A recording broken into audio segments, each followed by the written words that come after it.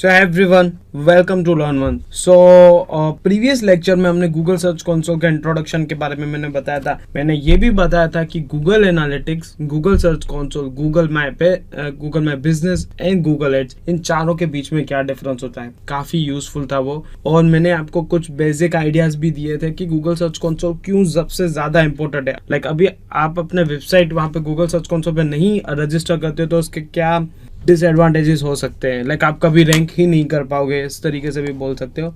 सो आज के इस वीडियो में हम लोग सीखने वाले गूगल सर्च कंसोल का जो सेटअप है, सेटअप किस तरीके से करते हैं, उसका जो थोड़ा बहुत मैं आपको डैशबोर्ड भी बता दूंगा किस तरीके से होता है। सो आ जाते हैं हमारे स्क्रीन पे। आपको सिर्फ क्या टाइप करना है, Google search console, that's it. Google search console पे जाते ही आप यहाँ पे क्लिक करो, स्टार्ट नाउ पे जाओ, देन आपकी जो आईडी होगी वो वहां पे चले जाना है। अब यहाँ पे आपको स्टार्टिंग में कुछ इस तरीके से दिखेगा, ठीक है। अगर मैं बोलूँ तो मेरा जो सेटअप है कुछ इस तरीके से दिख रहा है। यहाँ पे अगर मैं प्रॉपर्टी पे जाता हूँ लर्न वन, तो लर्न वन का ये सारा एनालिटिक्स है, आप इस तरीके से भी बोल सकते हो, ठीक है। पर अभी हम उसमें नहीं जाएंगे। आज हम लोग सीखने वाले हैं सेटअप किस तरीके से करते। इसमें भी दो चीजें हैं, ठीक है। एक डोमेन और यूआरएल प्रीफिक्स। ये न्यू है, इट मींस ये अभी आया हुआ है, मतलब अभी के टाइम पे ये ज्यादा चलता है। प्रीफिक्स जो है ये पहले होता था। अब आप यहाँ पे आप इमेज से ही देख सकते हो। हम इसको पूरा समझने वाले किस तरीके से आपको ये। अब जो है एक है डोमेन और यूआरएल प्रीफिक्स। जब आप स्टार्टिंग में आप जब भी Google my business Google search console जब भी आप इंस्टॉल करते हो तो कुछ इस तरीके से दिखता है। तो इन दोनों के बीच में डिफरेंस क्या है हम ये समझते हैं। देखो, अगर यहाँ पे ये आप देखते हो ना, ये है आपका डोमेन और ये क्या है आपके सब डोमेन, ठीक है। सब डोमेन मतलब क्या, जैसे मैंने अभी लिखा है wiki.com, ठीक है, तो ये मेरा डोमेन हुआ,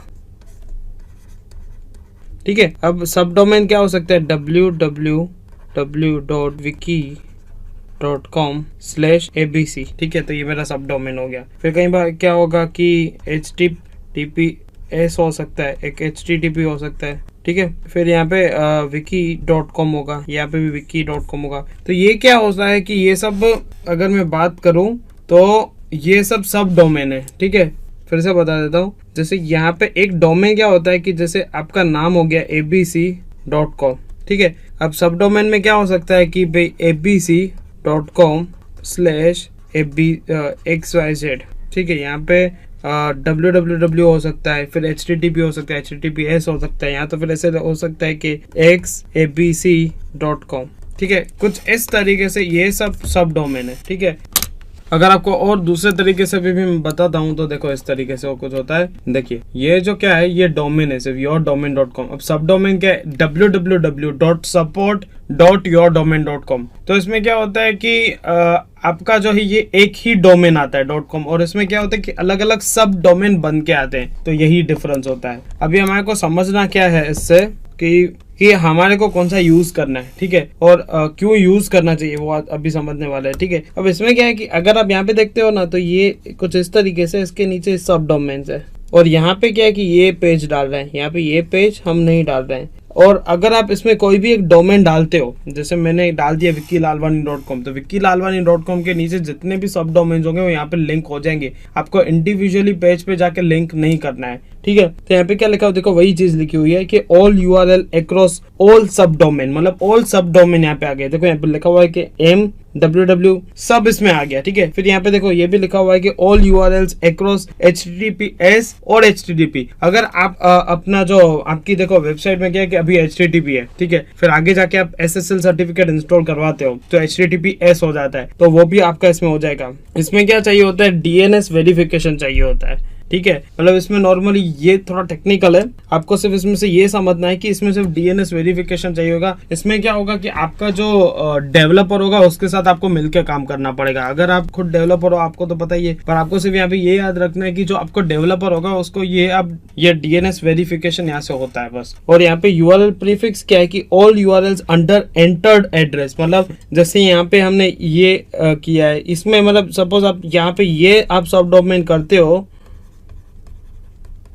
तो वही सिर्फ लिंक होगा, इसका डोमेन नहीं होगा ऐसे, ठीक है। Only URLs under the specific protocol, मतलब जो स्पेसिफिक प्रोटोकॉल है यूआरएल का वही चीज आएगी, ठीक है। मल्टीपल वेरिफिकेशन मेथड इसमें चाहिए होते हैं, ठीक है। इसमें एग्जांपल भी दिया हुआ है कि यहाँ पे example.com है, यहाँ पे www.example.com है, मतलब जो यूआरएल स्पेसिफिक होगा वही आपको यूज करना होगा, ठीक है। यहाँ पे आप देख सकते हो। तो ये मैंने आपको डिफरेंस बता दिया कि क्या चीज आपको यूज करनी है, ठीक है। तो हम कैसे यहाँ पे प्रोसेस करेंगे आगे आपको वो भी दिखा देता हूँ मैं। डोमेन पे मैं क्या, और यहाँ पे हम लोग क्या करते हैं, सिम जो ट्रैवल्स है ये मैं कॉपी करता हूँ, और ये मैं जो आसपास की चीज़ें हैं वो मैं हटा देता हूँ, ये यहाँ पे करके कंटिन्यू, ठीक है। देखो यहाँ पे एनी डीएनएस प्रोवाइडर, मतलब जहाँ से आपने वेबसाइट डेवलप करवाई है तो उस डेवलपर्स के साथ कनेक्ट होके आपको सिर्फ ये चीज देनी है। यहाँ पे क्या लिखा हुआ है कि sign in to your domain name provider, मतलब जैसे अभी GoDaddy में से अगर आपने डोमेन परचेस किया हुआ है, ठीक है, तो वहां पे है, तो फिर नेम चिप से परचेस किया हुआ है, विक्स से, कहीं पे भी, वो आपको ओपन करना है। Copy the TXT record below into the DNS configuration for simsimtravels.in, तो ये आपको कॉपी करना है और वहां पे जाके सिर्फ पेस्ट करना है, ठीक है। या तो फिर आप डेवलपर को भी बोल सकते हो, उसको ये प्रोसेस दिखा सकते हो, तो वो खुद कर सकता है, क्योंकि उनको ये काफी डेली का काम होता है, इसमें कोई इश्यू नहीं होता है, ठीक है। और यहाँ पे प्रीफिक्स का मैं अगर बताता हूँ तो देखो प्रीफिक्स में कैसे होता है, ये मैंने कॉपी किया, यहाँ पे मैंने पेस्ट किया और यहाँ पे मैं कंटिन्यू कर रहा हूँ, ठीक है। अब ये क्या हो रहा है कि यहाँ पे आपको डाउनलोड करना है फाइल को। अब ये प्रोसेस भी कर सकते हो, काफी इजी प्रोसेस, ये डाउनलोड करके अपलोड टू simsimtravels.in, मतलब ये जो वेबसाइट है उसमें आपको अपलोड करना है और यहाँ से वेरीफाई करना है, और कुछ नहीं करना है। और यहाँ पे ये भी आप चीजें कर सकते हो, अदर वेरिफिकेशन मेथड्स है, लाइक आप क्या कर सकते हो, HTML जो टैग है वहां से कर सकते हो, ये आप कॉपी करके यहाँ पे जो मेटा डिस्क्रिप्शन है वहां पे आपको सिर्फ पेस्ट कर, देखो यहाँ पे लिखा भी हुआ है, copy the Meta tag below and the paste it in your sites home page, it should go in head section. ये जो यहाँ पे दिखा हुआ है कि हेड, तो यहाँ पे आना चाहिए, उस सेक्शन पे आना चाहिए, before the first body section, मतलब बॉडी सेक्शन से ऊपर जो हेड सेक्शन आता है वहां पे आपको सिर्फ कॉपी करना है, देन ये वेरीफाई करना है, ठीक है। और अगर मैं आपको ये लाइव प्रोसेस भी दिखा सकता हूँ किस तरीके से होगा, तो देखो यहाँ पे मैं सारी प्रोसेस आपके साथ शेयर करता हूँ किस तरीके से करना है। सबसे पहले ऐड प्रॉपर्टी पे जाना है, ठीक है। ऐड प्रॉपर्टी में यूआरएल हमने प्रीफिक्स पे का है, वहां पे सिर्फ हमने डोमेन लिखा है, डोमेन यहाँ पे कॉपी पेस्ट करना है। फिर यहाँ पे जाके जैसे आपके सामने ये पेज ये आ गया था, देखो इस तरीके से यहाँ पे आपको जो क्या करना है कि HTML टैग में जाना है, यहाँ पे क्लिक करना है। जैसे क्लिक करोगे तो आपको ये दिखेगा, यहाँ से कॉपी करना है और कॉपी करके यहाँ पे देखो प्रोसेस लिखा हुआ है सारा, जैसे ही कॉपी करोगे फिर कॉपी करके ये जो HTML टैग भी यहाँ पे कॉपी, देखो यहाँ पे क्या करना है कि यहाँ पे आपने कॉपी किया, फिर आपको जो है wordpress.com पे जाके, मतलब आपका जो वेबसाइट है /wp admin, लाइक उसका जो बैकएंड होगा वहां पे जाके आपको सिर्फ यहाँ पे पेस्ट करना होगा, सेव सेटिंग्स पे जाना होगा। जैसे ही यहाँ पे वेरीफाई करोगे तो यहाँ पे सक्सेसफुल हो जाएगा। और यहाँ पे दूसरा प्रोसेस दिया हुआ है जो हम डोमेन का डिस्कस कर रहे थे, डोमेन पे गए, यहाँ पे ये डोमेन नेम प्रोवाइडर के पास गए, फिर यहाँ पे हमने क्या किया, ये कॉपी किया और ये टेक्स्ट भी नीचे यहाँ पे कर दिया, और साइट मैप का ये, तो यहाँ से आप सबमिट करके भी कर सकते हो। ये काफी इजी प्रोसेस है। और ये अगर आपको इस प्रोसेस में नहीं पढ़ना है तो मैं आपको और एक काफी इजी तरीका दिखाता हूँ कि किस तरीके से आप कर सकते हो। तो देखो मैं जो ये दूसरा तरीका बता रहा हूँ, आपको क्या करना है, जैसे मैं ये वेबसाइट पे आया और यहाँ पे मैं क्या करूंगा, WP admin, ठीक है। तो ये क्या है कि यहाँ पे जो है वेबसाइट यहाँ पे बनी हुई है, ठीक है, मतलब वर्डप्रेस पे बनी हुई है, इसीलिए हम ये यूज कर रहे हैं। और यहाँ पे मैं पासवर्ड लिख लूंगा,